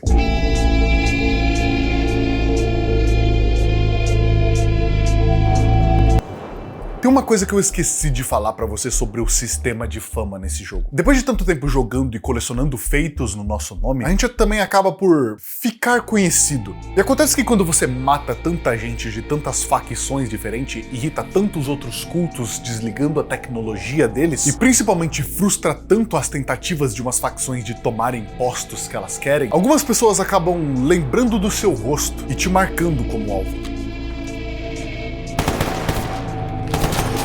Susto, pá. Ai, caralho. Quando eu tava fazendo alguns ajustes ali, eu fui surpreendido por um cara que simplesmente entrou na minha porta e tentou me matar lá dentro. Eu já vi eu recebendo algumas ameaças um tempo atrás no comunicador sobre que eu deveria ficar esperto e que alguém tava vindo atrás de mim. Mas essa foi a primeira vez que eu vi de verdade pessoas me caçando. Como ele tava basicamente encurralado ali dentro da minha torre, tudo que eu tive que fazer foi voltar com calma que eu ia conseguir pegar ele ali. O mais importante de pegar esse cara não foi saber que tem gente dando dinheiro na minha cabeça aqui, e sim saber quem tá fazendo isso. Esse Stalker tinha no ombro dele o pet dos caras que mais me deram dor de cabeça nesse jogo inteiro. Os mercenários. Esses caras estão por toda parte aqui do lado mais profundo da zona. Mas eles vêm dando dor de cabeça pra todo mundo aqui. E quer saber de uma coisa? Eu vou parar com essa merda agora mesmo. Tá na hora de caçar uns mercenários. A base dos mercenários ficava numa área chamada de Dead City. É uma cidade morta, que pra gente chegar, primeiramente, precisamos passar por aquele mesmo posto da Army Warehouse que a gente bateu de frente sem querer aquela vez. Aqueles caras lá guardavam a entrada pra cidade. Que eu, com confiança e muito mais preparo, elimino cada um deles pra poder, então, ver essa cidade pela primeira vez. A Casa dos Mercenários. Esse lugar é totalmente infestado por esses caras. Eles dominam o lugar todo aqui, mas ela tem uma coisa que ajuda muito ao meu favor, que é o fato dela ser uma cidade. Tem diversos prédios, edifícios e lugares totalmente inabitados que eu posso usar pra escalar, pegar uma visão de onde a base deles é, traçar as rotas de caminhos dele e me preparar pra planejar o meu plano de ataque. A base dos mercenários fica no centro da cidade, bem onde tem a praça. Eles estão por toda a parte aqui, rondando todas as entradas e arredores. O mínimo encontro com qualquer uma das rondas que passam pela Dead City inteira é o suficiente para ligar o alarme e ferrar com todo o meu plano aqui. E o meu plano consiste em atacar primeiro. E como essa é a base deles e eu sou só uma pessoa, não existe mundo nesse jogo onde eu enfrento esses caras de frente a frente. Eu ia só torrar recurso pra tentar lutar contra eles e acabar comigo morrendo em algum momento porque aquele lugar tá infestado deles e muitos deles são bizarramente bem amados. Mas eu tenho uma vantagem contra eles. Eu tive desde que eu avancei para as áreas mais complicadas da zona, treinando as minhas habilidades de sniper, o que me colocou nas mãos essa belezinha aqui que é extremamente importante pro meu plano. A base deles é relativamente aberta, tem muitas janelas e é do lado de uma praça, o que significa que o prédio da prefeitura da cidade, que fica logo do outro lado da praça e que eu consigo entrar por dentro e subir até o terraço, é o lugar perfeito para eu matar cada um deles de um ponto de vantagem.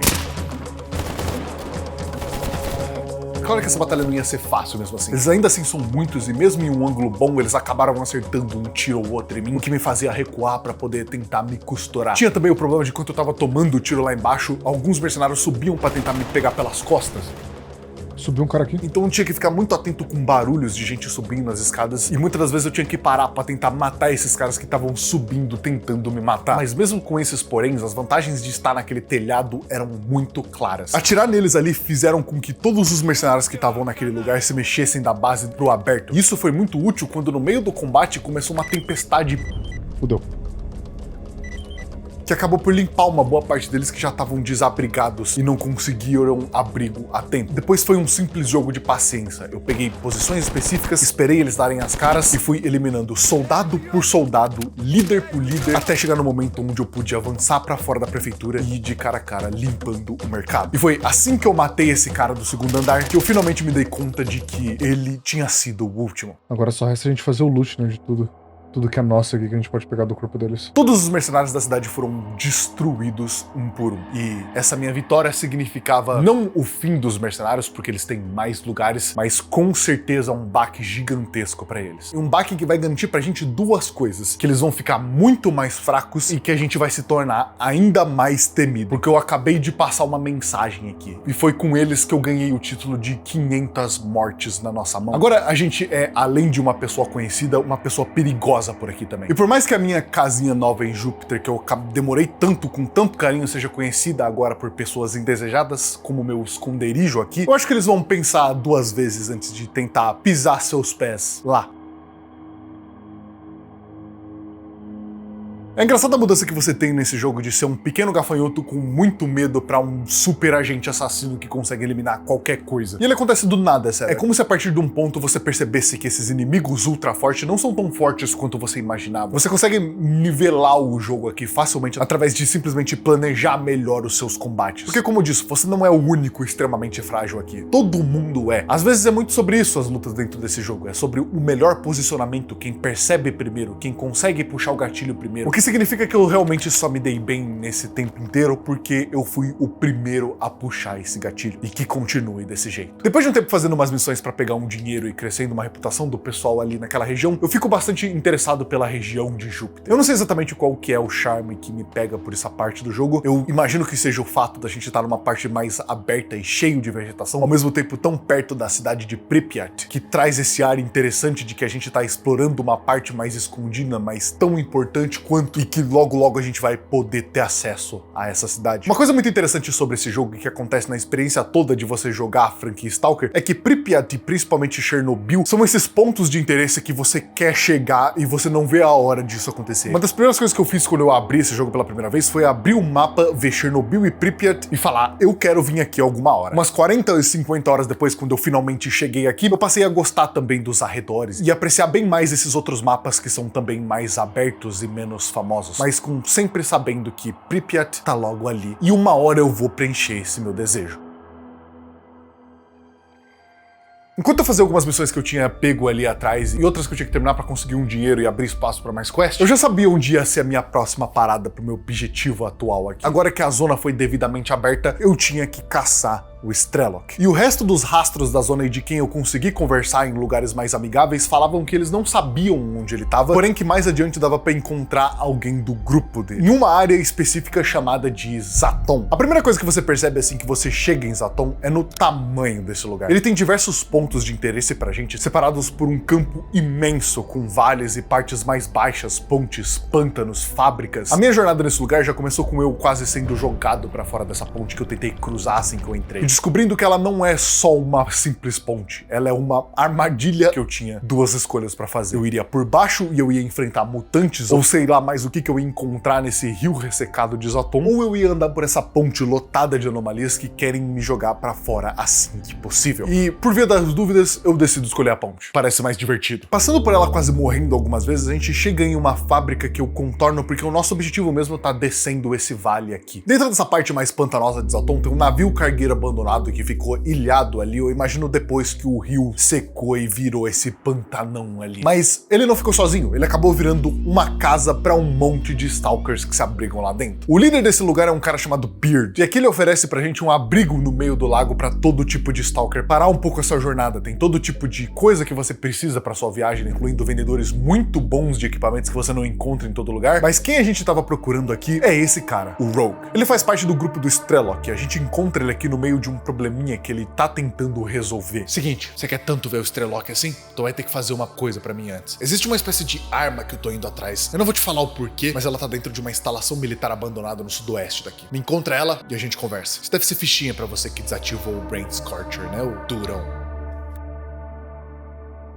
E esse daqui é o lugar, uma espécie de estação abandonada que tá lotada de membros da facção Sim, localizada bem no canto de Zaton. Passar por esses caras aqui é uma desgraça completa, porque eles todos, além de serem muitos, são também stalkers de ranks bem altos, então eu tenho que tomar bastante cuidado. A melhor tática que eu consegui bolar aqui é justamente jogar uma granada bem no meio, onde eles estão pra eliminar a maior parte deles. Peguei legal. Depois ir com cuidado, matando um por um de longe. E a arma que eu tava procurando tava logo atrás dessa sala. E quando eu vou pegar ela pela primeira vez, eu vejo o que era que o Rogue tanto queria. Essa arma largada em uma mesa de testes. Ela era especial. Parecia uma espécie de protótipo estranho que ao pegar e sair de lá, a gente consegue entregar pro Rogue e ele então fala que agora a gente pode conversar um pouco com ele. O problema que o bando do Strelok tá enfrentando aqui, pelo que parece, é que eles encontraram um cara imortal. O Rogue conta uma história de quando eles estavam lutando contra vários monoliths em Pripyat, no objetivo deles de chegar até o reator, e um dos companheiros de equipe deles simplesmente foi destruído por um cara que tomava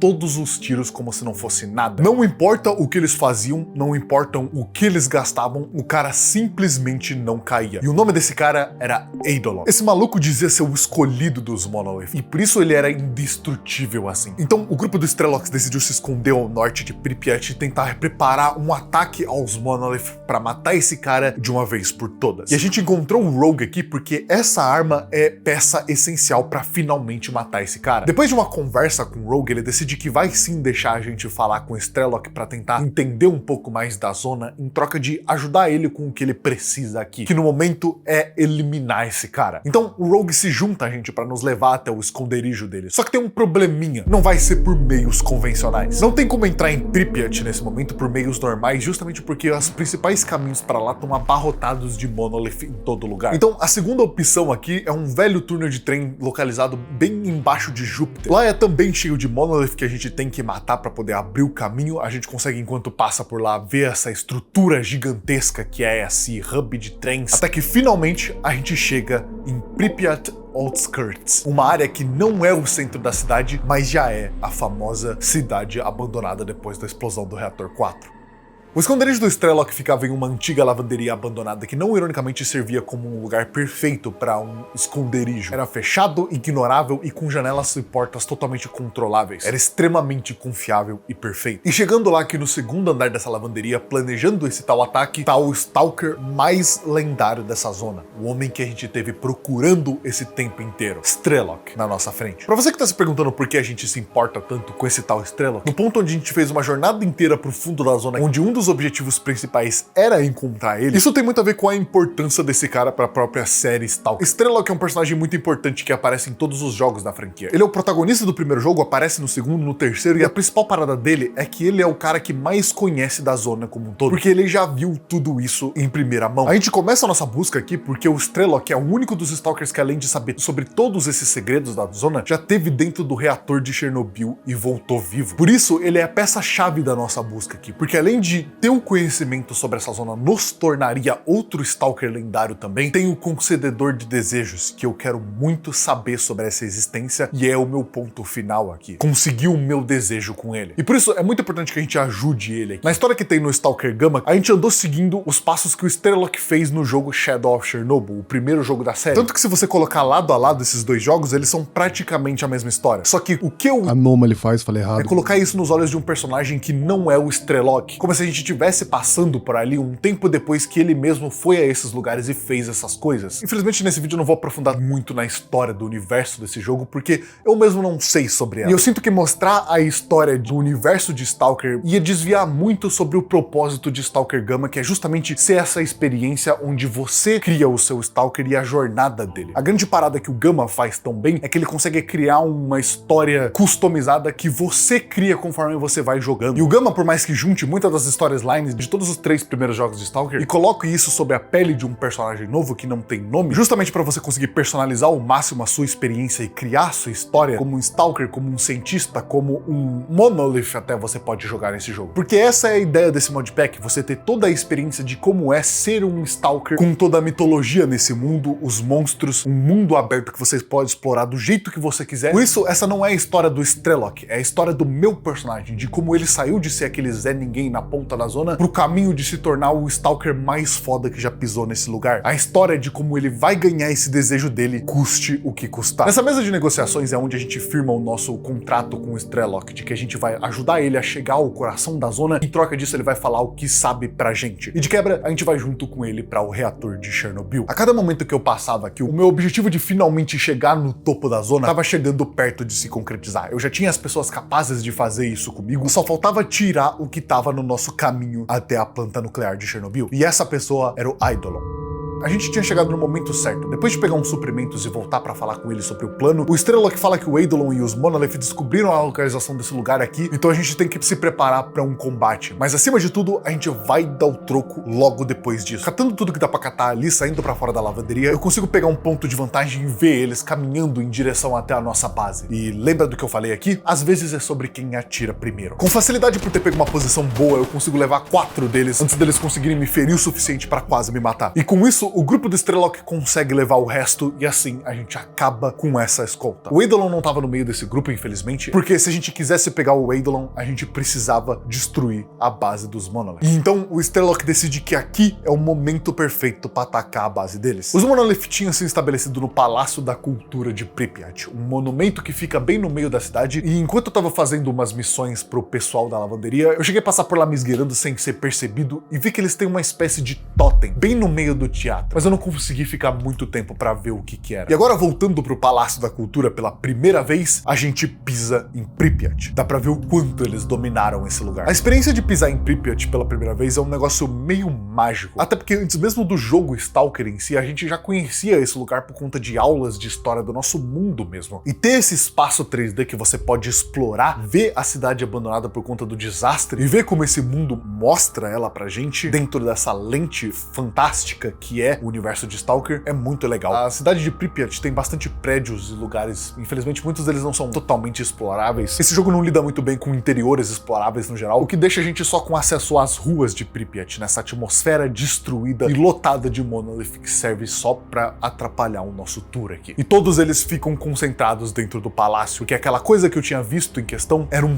totem da divindade dos Monolith. Esse grande totem feito de diversos móveis e qualquer outra quinquilharia de metal. O formato disso não parece que sequer significar nada, mas se eu fosse chutar, era pra representar mesmo um monólito, no sentido mais literal da palavra. Feito com o que mais você vai encontrar na planta nuclear de Chernobyl. Metal fundido um com o outro. Assim como o visual perturbador dessa coisa que reflete o caos da explosão do reator e da mente de quem segue esse culto. O culto do Monolith geralmente domina o topo do ranking dos Stalkers mais forte. E os que não estão nesse exato momento na planta nuclear de Chernobyl estão aqui, incluindo o Eidolon. Eles rezam ali e mal esperam que o que tá pra acontecer com a base deles é o maior ataque possível que os Monolith poderiam receber. Quando a gente chega, o tiroteio começa instantaneamente. Eliminar eles não é uma tarefa fácil. Eu morri algumas vezes aqui simplesmente por virar muito rápido pra um canto sem tomar cuidado, ou sem imaginar que naquela virada ia ter alguém me esperando, mirando, pronto pra me matar. Algo que foi muito fácil foi tirar o Eidolon dali de dentro. Assim que a barulheira dos tiros começaram, ele nem sequer esperou pra vir pra cima de mim. E por mais que em menor número, eu acabei dando conta dele. Tá ali, tô vendo.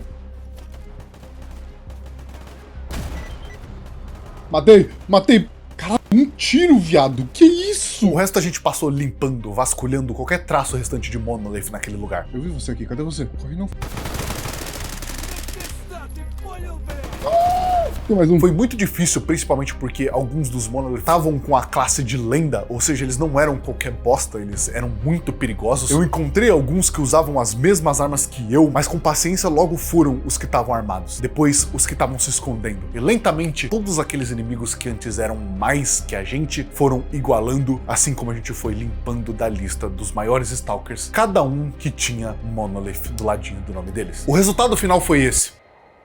O Palácio da Cultura Livre, com todos eles mortos e com a única lembrança de que um dia houveram eles ali, sendo esse santuário gigante que restou naquele lugar, sem ninguém pra cultuar ele dessa vez. Mais do que nunca, os soldados do Monolito estavam enfraquecidos, porque alguns dos seus melhores soldados ficavam aqui. Eu peguei o artefato que fazia o Eidolon ficar tão poderoso e eu sentia aquele poder com as minhas mãos. Era muito roubado aquele negócio. E agora, os soldados que restam estão dentro da planta nuclear de Chernobyl. Naquele anoitecer amarelado que atingia a cidade de Pripyat, todo mundo sabia o que tinha que ser feito. Até porque isso não vinha como uma vontade de vingança. O que a gente estava fazendo contra os Monolith ali não era pessoal, eram só eles que estavam no caminho. No caminho do Strelok, que queria respostas no coração da zona, e no meu caminho, que queria ver com os meus próprios olhos o Wishgranter. Eu obviamente guardei esse segredo deles, até que fosse a melhor hora pra eu falar pra eles o que eu queria fazer. Eu fiquei naquele lugar por um tempinho, até eu ter que inevitavelmente sair de lá e me preparar pra o que eu tava esperando desde o momento que eu comecei isso tudo. O ataque à planta nuclear de Chernobyl, que ia chegar a qualquer momento.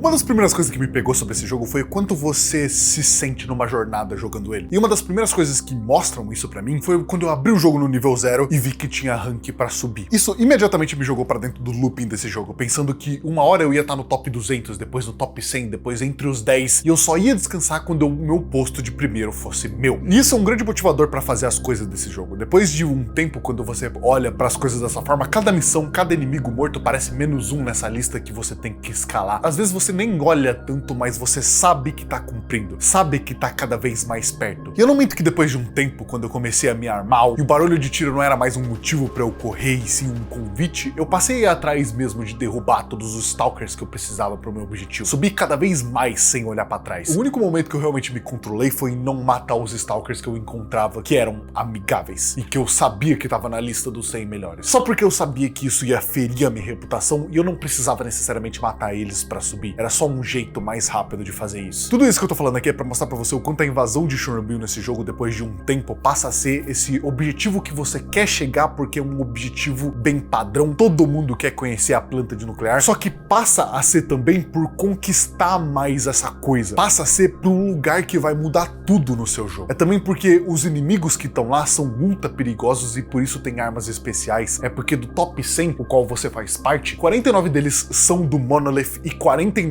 deles estão no mesmo lugar. Foi assim que, pelo menos pra mim, essa planta nuclear que foi parte de onde saiu toda essa catástrofe se tornou mais do que só um objetivozinho besta que eu setei no começo desse vídeo. Passou a ser essa quase obsessão que eu só iria cumprir invadindo a planta nuclear de Chernobyl. Depois de um tempo se preparando e tomando uma viagem de Júpiter para Saturn, a gente chega finalmente na frente da planta nuclear de Chernobyl com todo o grupo. E como eu imaginaria que seria, esse lugar tá totalmente infestado dos maiores e mais bem equipados soldados da zona toda. O começo já é tomado com muita resistência pelos Monolith. A gente é fechado pela direita, mas principalmente pela barricada que eles logo na entrada construíram, e eles com certeza têm muita vantagem aqui no começo, mas com um pouco de calma e paciência e uns tiros bem dados, eu e o grupo do Strelok vamos limpando um por um até que o nosso caminho para dentro da planta seja liberado completamente. E aqui dentro é quando o problema realmente começa. Porque a planta nuclear de Chernobyl é um labirinto completo e escuro. Por todo lugar aqui você vai ter algum tipo de inimigo mocado esperando em uma esquina, equipado com uma arma que um mísero erro de cálculo vai te jogar no chão. Fora isso, todos os lugares aqui são claustrofóbicos. Tu tem que tomar muito cuidado para não acertar o teu próprio companheiro. Às vezes os corredores só tem espaço para uma pessoa passar. E para fechar com chave de ouro, ao entrar aqui dentro, a gente começa a escutar essa voz falando algo pra gente de uma língua que a gente não consegue entender. Твоя цель здесь. Иди ко мне. E é aqui que a gente entende que as lendas talvez sejam realmente reais. Enquanto a gente passa por esses corredores tomando muito cuidado, os inimigos parecem aparecer do ar, como se essa entidade summonasse soldados do Monolith pra lutar contra o nosso avanço aqui. Quando a gente avança, ele invoca atrás da gente, faz de tudo pra parar a gente de tentar chegar no nosso objetivo. E eu não vou mentir, essa parte foi estressante pra cara, porque mistura o terror do radar com você não saber se a próxima esquina você vai ser obliterado por um bicho com uma arma melhor que a sua. Enquanto isso, essa voz fica te aterrorizando, falando como se quisesse entrar na sua cabeça. Mas o que também ficou na minha cabeça naquele momento era que cada um desses daqui era uma morte a menos, um número a menos, na escada que eu tava subindo cada vez mais perto do topo. Deixa ele se matar. Com calma. Mais calma, mais chance da gente vencer isso aqui. Nesse labirinto, às vezes a gente subia, às vezes a gente descia. E em cada cantinho daquela usina tinha algo esperando pela gente. Até que finalmente conseguimos, depois de morrer uma dezena de vezes e matar uma centena de inimigos e amigos, eu matei uns amigos algumas vezes. Meu Deus.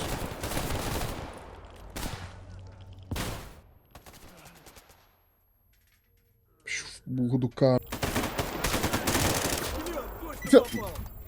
Cara, por que esses caras ficam metendo na frente, velho? A gente chega numa espécie de subsolo que assim que a gente pisa, eu tenho certeza que estamos perto do nosso objetivo. Porque ao colocar os pés naquela câmara subterrânea e claustrofóbica, a gente é automaticamente suprimido por todos os inimigos que ainda estão vivos. Meu Deus.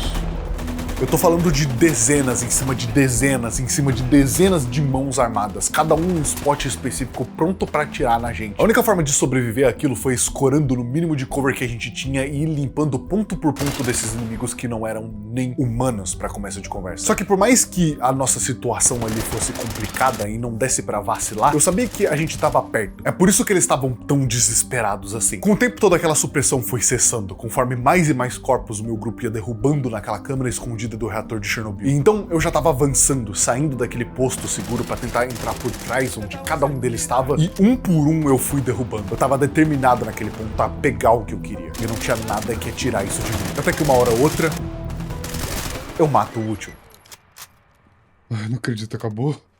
Acabou mesmo, Rogue. Naquele ponto eu já tinha subido pro último rank, pro topo da lista. Eu era o mais especial dos Stalkers, aquele que tinha eliminado todo mundo na nossa frente e, por sua vez, o merecedor de algo mais especial, agora que tudo tinha acabado. Acontece que as respostas que o Strelok estava procurando na planta esse tempo inteiro é um fragmento que a gente pega numa sala escondida no fundo dessa usina. Quando a gente pega esse fragmento e entrega pra ele, ele finalmente explica pra gente o que é a zona e como ela foi formada. Tudo isso que a gente conhece como a zona de exclusão, os monstros, anomalias, é resultado de um experimento falho criado 10 anos atrás para tentar acabar com o ódio. Cientistas descobriram 10 anos atrás que existia uma camada psíquica misteriosa no nosso mundo chamada de nosfera. E então eles acharam que por conseguir manipular essa camada, eles conseguiriam controlar como as pessoas do mundo reagiriam, como pensariam. Acontece que todo esse experimento foi uma catástrofe. Os cientistas tentaram juntar todas as suas mentes em uma coisa chamada consciência coletiva e construíram todos esses aparatos que fitam a mente das pessoas, as emissões, esse lugar comum. Tudo que a gente viu é uma obra desse experimento e não necessariamente da catástrofe de Chernobyl. Esse foi só o que encobertou isso tudo. E o concededor de desejos era parte desse plano. O que significa que ele existe e a gente consegue ver ele aqui. Voltando bastante o caminho que a gente fez, dá pra você vê que tem uma escadinha escondida em um canto da usina que, se a gente escalar, dá direto no reator 4, sem mais nem menos. Quanto mais perto a gente chega, mais essa voz fica forte na nossa mente, falando coisas pra gente tentar entrar nela e fazer a gente querer o nosso desejo. Enquanto você sobe o reator destruído de Chernobyl, tu não cansa perguntar se realmente as lendas eram reais, se realmente existe algo, se ele pode conceder desejos. E ao a gente terminar de subir, pela primeira vez, além do Strelok, outro Stalker consegue olhar pra ele, o Wish Granter.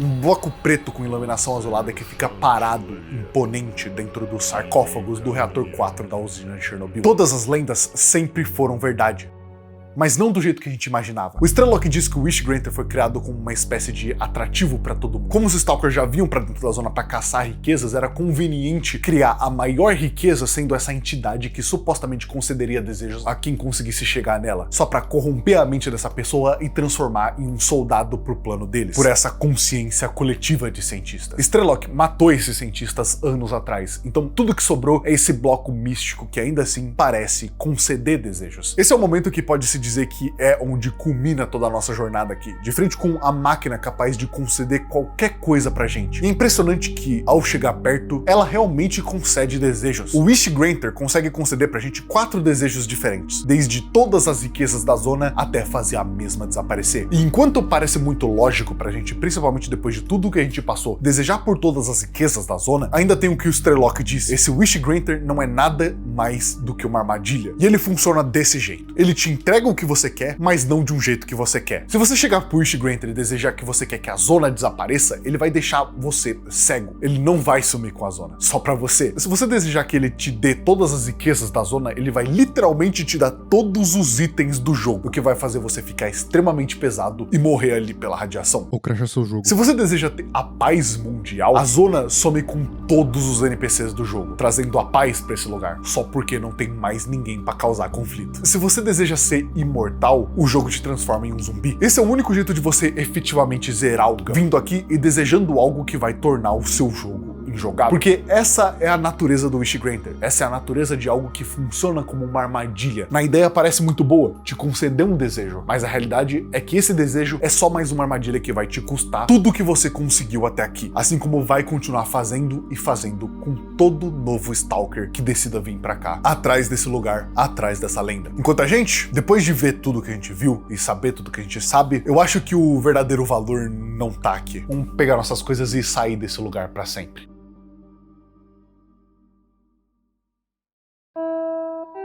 É natural que depois disso tudo que a gente viveu, a pergunta que fica é, tá, e daí? O que vem depois daí? E o que vem, na verdade, é o que mais você estiver disposto a fazer. Stalker Gama é um jogo diferente em quesito de sobrevivência, porque nenhum desses objetivos que eu tive fazendo esse tempo inteiro aqui eram realmente objetivos. Claro, eles são marcados como main quests, são quests mais importantes, mas o que eu quis realçar aqui com esse vídeo é o quanto esse jogo, a sua jornada é tão mais interessante do que qualquer objetivo moldado pra você. Porque mesmo que você se torna o Stalker Top 1, descobriu os segredos da zona, ela ainda existe. Tem tanta gente lutando aqui quanto antes. Você pode ser o Stalker mais lendário, mas se você não se cuidar, você vai pro ralo como qualquer um deles. Assim como você pode literalmente fazer isso com o Strelok se você decidir dar um tiro na cara dele. Essa missão vai falhar e o jogo vai continuar como se nada tivesse acontecido, porque nem o Strelok importa. Eu acho que o que Stalker Gama faz muito bem, sendo esse modpack, que é uma modificação de uma versão já modificada dos 3 primeiros Stalkers, é compilar os 3 primeiros jogos da franquia em uma experiência quase infinita, onde você escreve a sua própria história e não necessariamente precisa seguir uma. Eu não terminei 100% do que tem pra fazer no Stalker Gama, simplesmente porque eu acho que daqui pra frente o sentimento vai se repetir e tem muito mais disso, é sério. E pra um vídeo principalmente, eu acho que ir muito mais além do que isso seria repetir as mesmas coisas acontecendo nesse mundo e, acima de tudo, iria ficar desatualizado uma hora, porque Stalker Gama é um modpack que não parou de ser atualizado, não parou de ser escrito e não parou de ser pensado em quesitos de lore, em quesitos de mais missões e o que mais você tem pra fazer. E não parece que vai parar a qualquer momento. Nesse ponto, ele se tornou quase que uma versão não oficial do jogo que é abraçado pela comunidade, justamente por quão única ela é. Essa versão não tenta reescrever o que Stalker como a série é, mas sim adicionar a mais em cima dela e mudar principalmente o sentimento de você interagir com ele diretamente. Eu recomendo demais isso tudo pra todo mundo que queira dar uma olhada. Eu acho que eu vou fazer um tutorial em PTBR de como você consegue instalar Stalker Gama, daí eu coloco na descrição ou sei lá como é que eu faço. É claro que fica como um aviso aqui que se você quiser experienciar isso pela primeira vez, Stalker Gama não é a melhor opção pra você experienciar a série de Stalker da primeira vez. Mas é claro, além de tudo isso, tem a própria série de Stalker que é tão boa e única que também vale a sua atenção. Eu sei que esse vídeo vai atrair muita gente que nunca nem sequer ouviu falar sobre Stalker como franquia, então por favor, se esse vídeo criou interesse em você, não teste só Stalker Gama, tem os 3 primeiros jogos, tem o Stalker 2 que eu ainda achei maneiro, mas por enquanto eu volto pra minha torre, nos campos abertos de Júpiter, guardo as minhas armas por hora, pego um cigarrinho e uma vodka e sento no meu sofá pra descansar depois disso, sabendo que tem muito mais aventuras pra eu ver daqui pra frente. E que muito mais me aguarda nessa terra perigosa, traiçoeira e estranhamente aconchegante de Stalker.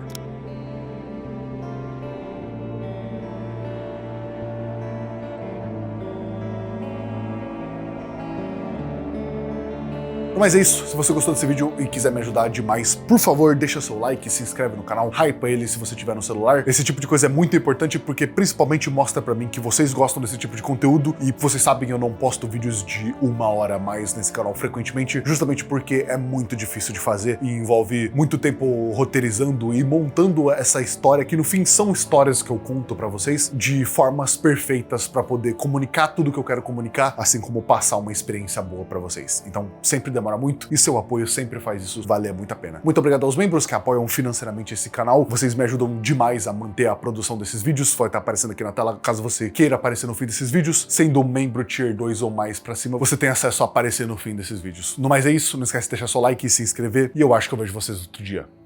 Tchau!